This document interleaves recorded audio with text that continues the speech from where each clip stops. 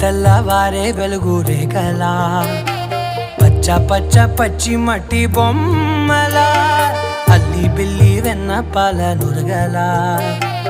అచ్చ తెలుగు ఇంటి పూల కొమ్మలా దేవదేవుడే పంపగా ఇలా దేవతే మా ఇంట అడుగే పెట్టెనంట బ్రహ్మ కళ్ళలో కాంతులే మా అమ్మలా మా కోసం మళ్ళీ లాలి పాడే